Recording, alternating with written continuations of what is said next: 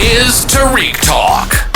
Your host, Tarik Mendez, takes you on a journey with guests from all around the world. Broadcasting around the world. Around the world.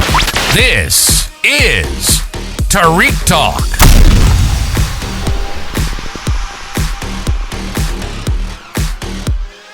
All right, guys, today I'm here with Sophocles. Sophocles, thank you so much for being here today. You're very welcome. Thank you so much, Tarik. Thank you. I'm so excited. We're in the middle of a setup. I know you're so busy, so I do appreciate you meeting with me for this podcast. Of course. Do you want to start off by giving us your Instagram info? Of course. So the Instagram for my company that hosts these shows is Start Shows, like start an engine, and shows like art shows. And my Instagram for my art is Farm Boy Story, and you can see some of those comics behind me on the wall. Okay, cool. Yes. So to our left, this is your work, correct? Yes, and also behind you too. Yes. Oh, okay, cool. Yeah. And then to my right is your wife's work, which I'll also be interviewing her later, right? Yes, that's true. Which I'm very excited. This is just a little preview today. We're just getting like a little sample taste of everything. So I'm gonna have this episode published as soon as possible after we're done. So awesome. I just want to let everybody know that the art fair opens today. The show. It's going to be for 3 days, correct? That's correct. How many artists are you going to have in the space? We have 40 artists, and it's from Friday, today, until Sunday. Okay. Saturday and Sunday, it's open from 1 to 9 p.m. Okay, cool. Free admission, too. Oh, nice. Yeah, I love this. So tell me a little bit about this, this program that you started, like this fair almost. Like this is your 19th one? This is my 19th one, not as a company to start shows, but at this gallery at One Art Space. We've done more in other locations, but at One Art Space, it's my 19th show. As a company, we've done about, I believe, 13 or 12 or something like that. The math is escaping me right now. Yeah. But I'll tell you a little bit about it. So the way it started was my first show here was called Septemberfest. Okay. And it was on September 2018. Okay. It was the first gallery show I've ever done. I had a hand in helping curate like table fairs in Astoria, Queens at like a Greek cultural center for arts.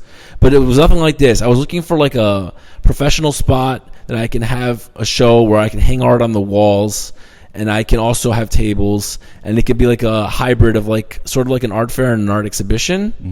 And I came across this space when I found out about the Jack Kirby art exhibition. A little bit about Jack Kirby. He co-created with Stan Lee the Avengers, the X-Men, Fantastic Four, and Black Panther. Yeah. So when I saw this space, I met the gallery curator at the time, the gallery curator Diego Ponce, and he said, I told him I wanted to do a show, and he said you could do it here. And I was not expecting that because I had been to Chelsea Galleries, and in Chelsea, they told me to go to the Lower East Side. They told me we don't do that. We don't get artist art here. Like, we don't do that. We don't look at artist art. You can't submit here. They were very rude. I didn't like the attitude. So I was like, I'll make my own show. Typical Chelsea. Yeah, very, I can't speak for all the galleries there, but the ones that I tried to go to were not very friendly. Yeah. So, then, fast forward to the Septemberfest show, one of the artists was Thais Coelho, and her art is to the right of you, those the acrylic paintings behind you. Yes. And she was one of the featured artists in the show. And at drop off, she gave me a kiss on the cheek. Yeah. And that left an impression on me because I was like, okay, I guess she likes me. But apparently in Brazil and some other countries, they give kisses on the cheek. It's just part of their culture, right? So I asked her out a few days after the show, and she said yes. And then we started dating, and we hit it off, and we started doing multiple art shows around NYC. Some were at One Art Space, some were in other places, in other venues. But after about a year, since we were hitting it off and we were doing like very well in our relationship, we got married, and then we formed Start Shows in the end of September of 2019. So we've been doing shows at this gallery, me since 2018, and Thais was a part of it since the beginning because she was a featured artist. But then as a company since 2019, and it's been like 19 shows since 2018 here. So this place feels like home, and it's amazing. Did you have that vision, like when you first started, like with the first show, that you would keep going, like as far as you have so far? You mean at this gallery or just as a curator, as an organizer of events? Organizer. Yeah, I did want to do it for a long time. I was very interested in it. I love fine art since I was a kid. My parents dragged me to museums as a kid. I didn't appreciate it when I was a young kid because as a young kid, you don't want to walk too much. You don't want to, you want to do things on like video games and not as many cultural things. You don't appreciate it when you're a child. Yeah. But I'm very glad my parents did that.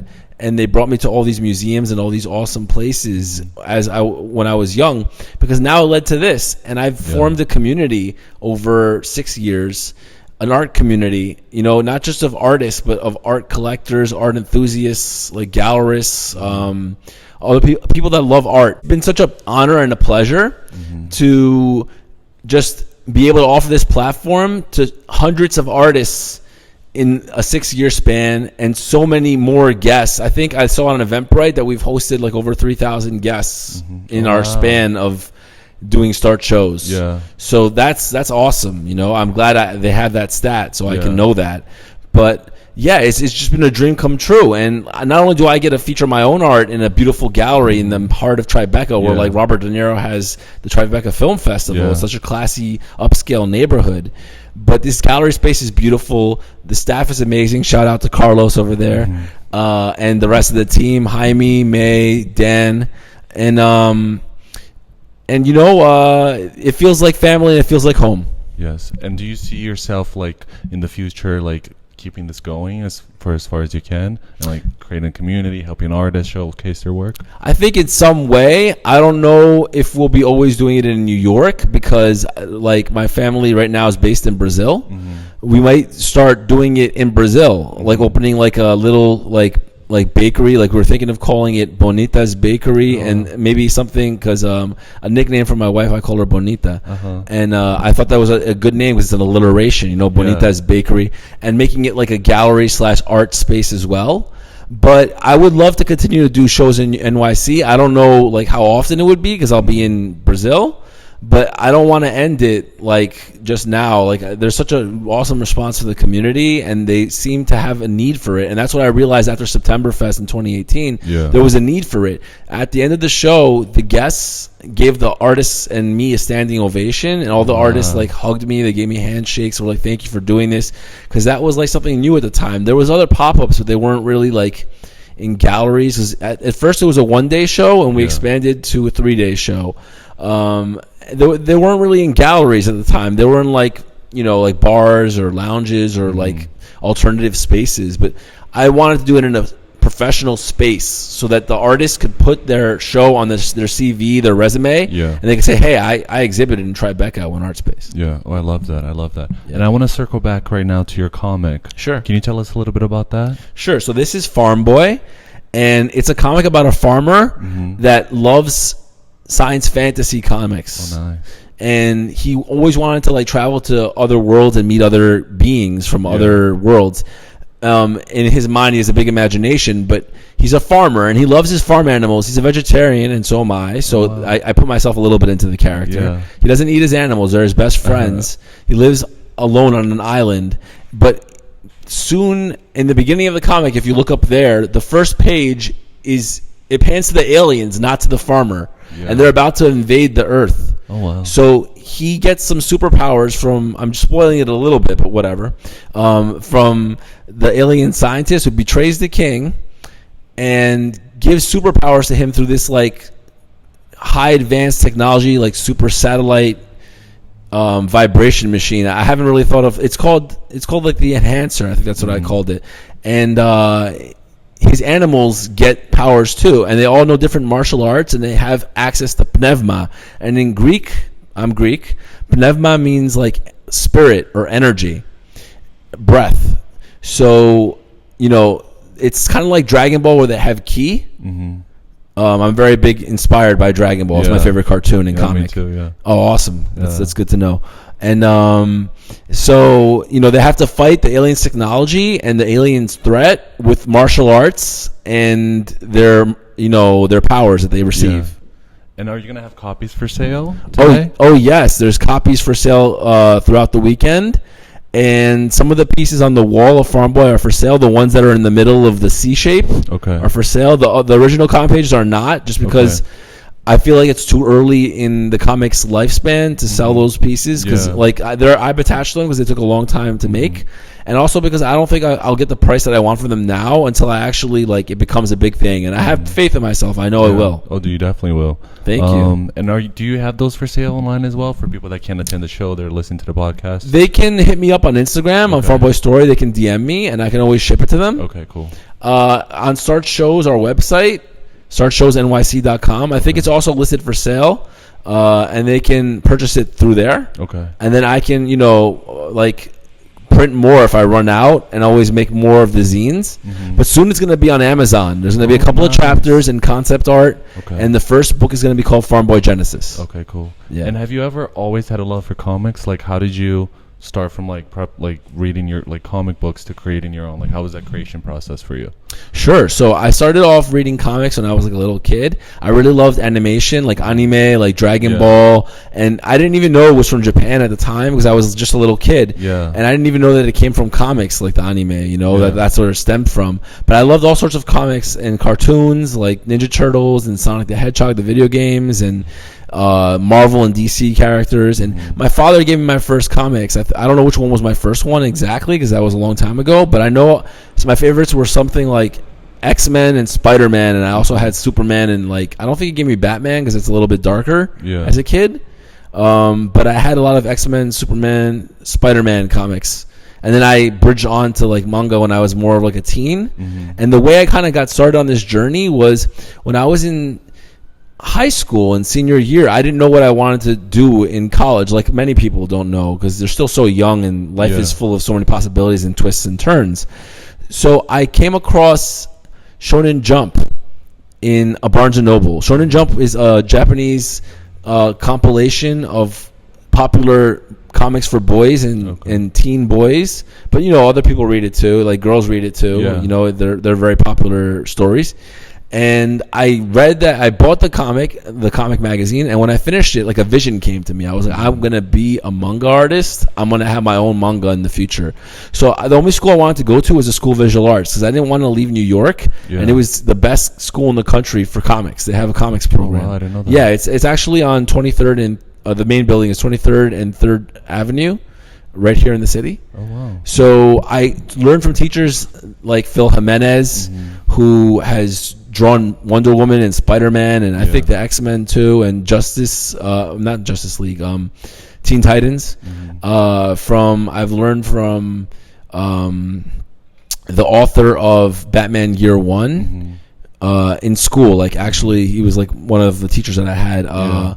His name, I'm drawing a blank right now, but if it comes back to me, I'll mention it. Yeah. And other amazing teachers at the School of Visual Arts that have drawn for Marvel and DC Comics. So I have a lot of background in that, but I have more of a Japanese art, cartoony style. It's not really mainstream superheroes, super anatomy, detailed, a million lines and all that. And my art is more simple, but I'm glad I learned from some of the masters that are in the industry here in America. So, I had to make a portfolio for SVA, and it was last minute. I had a month to make it because I decided that's the only school I'm going to go to. My parents took me to other schools to look at it, and sometimes I didn't even get out of the car to look at the campus, even though they drove all the way to Brooklyn from Manhasset and Long Island, and that's a drive, to cool. Pratt. I was dead focused on SVA. Luckily, I had Michael Sansone, one of my mentors, my friend and teacher from high school, who had been to SVA already. He knew what the portfolios expected. And he's an atelier, which means that he is very advanced in oil painting and acrylic and drawing and sculpture and watercolors. And he's an awesome artist in his own right. And we're still friends today. And I visit him when I can. Shout out to you, Michael Sansone. You're the man. He helped me get into SVA, and that was a dream come true. And if I didn't go to SVA, I don't know if I'd be doing all this now. Yeah. One of the things that Dan Giella, the owner of this gallery, the CEO of the gallery, he went to SVA too. So maybe that's one of the reasons why I got my first show here, because he bonded with me over that, and I kept coming back at other shows, not just the Jack Kirby show. And he liked my tenacity and my consistency that I kept coming back. So that's a tip to any artist. If you want to get your art anywhere, in a gallery, don't bother the CEO during or the owner of the gallery during an opening because they're probably really busy. But go when it's like slower hours, like during the week or something, and show your face many times, and then you'll probably strike up a rapport and a relationship with them, and it'll help you in ways that you can't imagine. Just make connections, talk to people, and even if you think you're bothering them, most of the time people like being talked to, and they like, schmoozing and talking. Yeah. And do you think, like, as you mentioned before, being exposed to art with your parents when you were young, do you think that created like a love of art for you? Oh, definitely.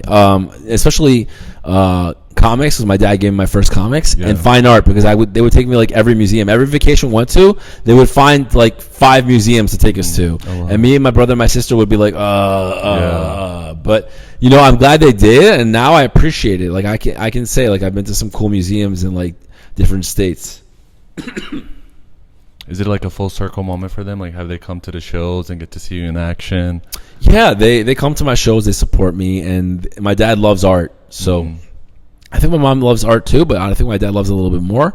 And sometimes like he like is tempted to buy a piece, and my mom's like, no, we don't have any space on the walls for that. Even though I think it's just because she wants the walls to look clean, but he's like, oh, I want to buy this piece. My mom's like, no. No, I get it. I feel like him too. I support the artists in the shows, and often I never leave a show without supporting at least one artist, and I often support not most, but there's a lot.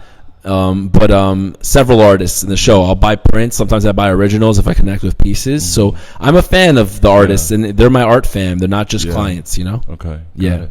And then for the people that are interested, like listening to this podcast right now, they want to attend tonight. Do you need any type of like QR code or SVP, or can people just show up? People can just show up. There is an Eventbrite that has detailed information about this event, the featured artists, what they can expect. We have a magazine release party tomorrow in collaboration with Blue Calf. It's an NYC Bronx-based publication. I'm very tight with Blue Pablo, the founder, and he's going to be releasing his Blue Calf NYC Stories issue 2 that features artists that work in New York, do shows in New York, live in New York, and artists of multiple mediums. And ours as a company and as artists, we were featured in the issue 1. I was featured in one of the Blue Calf original volumes too. And in Blue Calf issue 2 NYC Stories, we're featured as a company. We have like an ad in the magazine. So I'm very grateful to you, Blue. Thank you so much. Okay, cool. And if anybody has any questions, can they just directly reach out to you through Instagram? Of course, I'm very approachable as long as someone's polite and they're they're not rude when they DM me. I usually answer, maybe not immediately, especially this weekend because I'm going to be like a million DMs because all the artists are going to be tagging me and everything. But I usually reach out. I get back to people as long as they're polite. Okay, love that. Can you tell me a little bit about like what are the special features of the Art Vengers? Yes, Art Vengers exhibition has a really, really cool feature where if you go, as soon as you come in the entrance, if you keep walking straight down the right-hand wall, there's a room called the Creator Room, and there's going to be free art supplies, not to take home with you, but you can draw here at the show on complimentary paper with different art supplies, like different kind of markers and color pencils, and you can make your own creations, and the back hallway and back walls were left empty on purpose so people can make their own creations and pin them on the wall and be featured and join the Art Vengers. I love that. In one art space gallery, in a TriBeca gallery. And you know what? It's kind of like a wink wink like cheating situation, but they can say, hey, I featured my art in a TriBeca gallery because they drew something in the gallery and they pinned it to the wall, right? So I won't hold them against it. So I won't hold that against them. But they're also going to be complimentary beverages on Friday and Saturday. And there's going to be sangria, some wine on Saturday, and there's going to be apple juice, iced tea, and water so that the kids and people who don't drink can have some beverages too. And there's going to be art on, like I said, the magazine opening on Saturday, the release. There's going to be an editor's talk with the editor. I'm going to be interviewing Blue Pablo. And there's going to be some like interviews of artists and just artsy, fun vibes. There's art of all kinds in this show. We got comic art right behind me. You can see it. We got oil painting, acrylic painting, drawings, jewelry, NFT art, digital art, animations, sculpture, every medium you can think of, we got it. Yeah. So it's a full circle, amazing art show, and I invite all of NYC to come. Like I said, free admission. You can just show up. Yeah. If you want to RSVP on our Eventbrite, we appreciate that. It just helps us know how many people are going to come. But even if you go on Eventbrite just to see the information, that's cool. And you can learn more about the show there. I love that.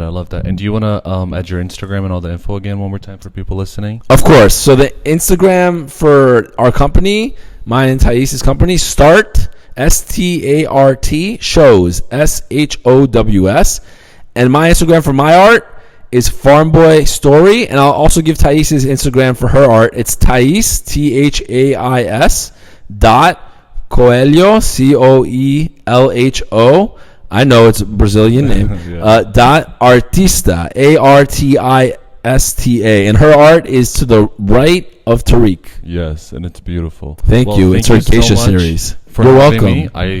When I got here, I told you you're like a founder with many hats. You're running around organizing things. You put on your suit. Now I'm sure you have to take it off again, do the setup, and then put it back on. Yep. But that's the life of a founder. So thank you so much for meeting with me. You're very welcome. For this podcast to go out and get published.